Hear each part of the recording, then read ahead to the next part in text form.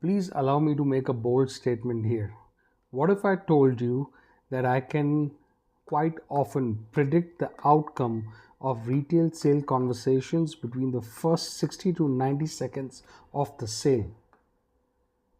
No, not because I can read minds, but because I have spent more than 27 years in the luxury retail sales and I have watched thousands of interactions with customers, and I've seen the same mistake showing up over and over again.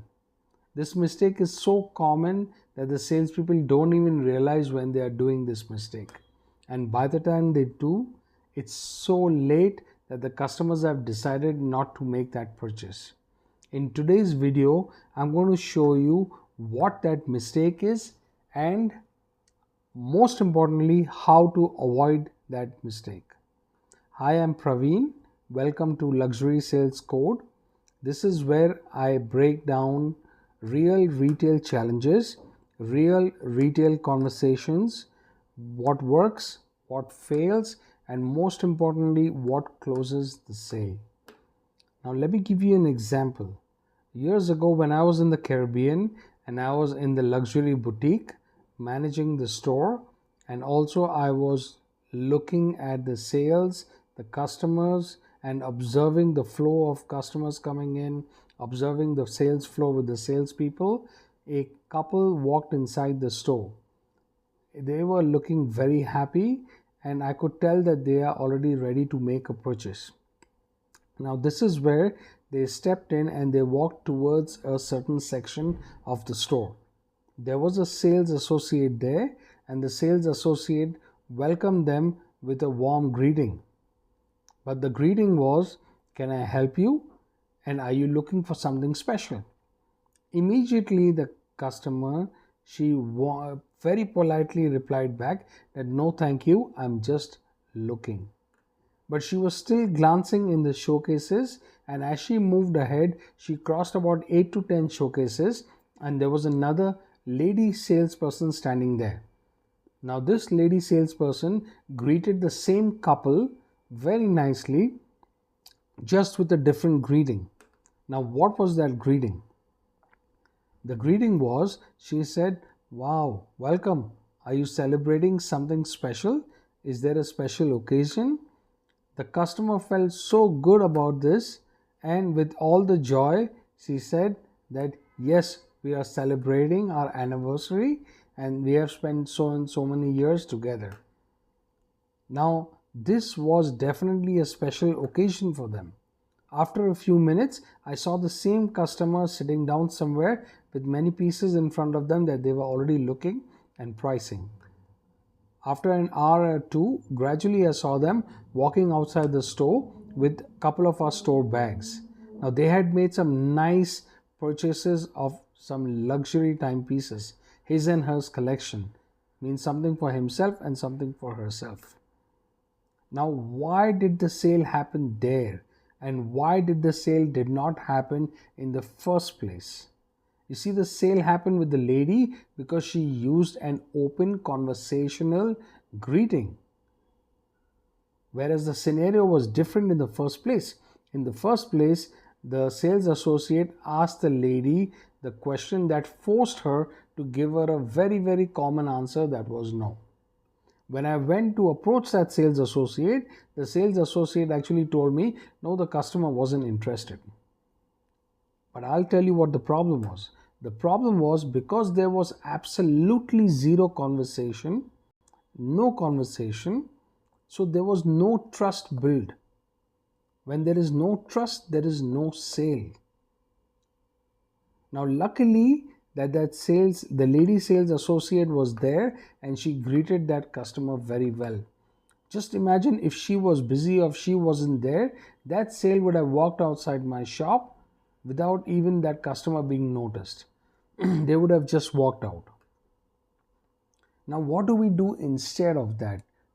What can we do? You see, what we can actually do is we can pretend, let's pretend if the customer is coming in, we greet the customer warmly with a open conversational greeting. After they start talking to us after the greeting, we start a very accurate observation. This is where we start qualifying the customer as to what they are wearing, what they like, what are their dislikes, and slowly and gradually as the conversation moves ahead, because you build a healthy conversation. As the conversation moves ahead, you lead the conversation to a direction at its goal where it's supposed to be, that is a sale. You see, the problem with the sales associate wasn't the greeting, it is the type of greeting that he used. Like, can I help you? Is there something special you're looking for? May I help you? These are very common greetings, and all of them are mostly going to be answered with one simple answer, that is a no. Now let's elaborate a little bit more, and let's pretend that you are working in a luxury timepiece boutique where you sell some nice watches, some high-end watches, and you have a customer looking inside your showcase. How are you going to approach that customer? So I can give you a couple of suggestions. One of them would be that you can tell the customer that, oh, is that what caught your attention? That's one of the best pieces from this line or from this brand. That's one of the fastest selling watches or collections from this brand. That's a sports watch. Are you athletic? Are you into sports? Because that has a chronograph, that has a tachymeter, a telemeter, a stopwatch. Do you run? That watch is actually also a swimming watch, a diving watch, because that is water resistant up to, let's say, 50 meters, 100 meters. That's why you need to know your products very well. Now this, or you can ask the customer that, do you like a sleek watch, a slim watch, or you like something casual? You like to wear a watch all the time casually, even if you are at work or wherever you wear the same watch.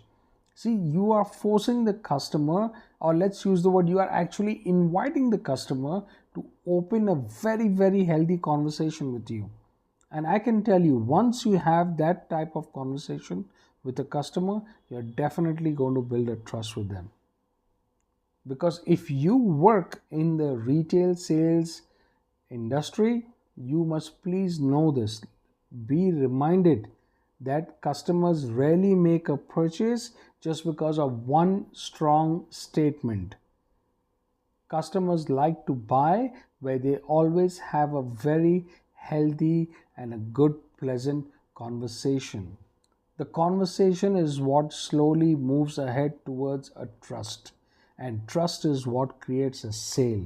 So that's one of the codes. When I come back next time, I'm going to come back with a few more good codes what you can use on the sales floor practically. No theory, no just simple practical strategies that you can use on the sales floor on a daily basis. Happy selling.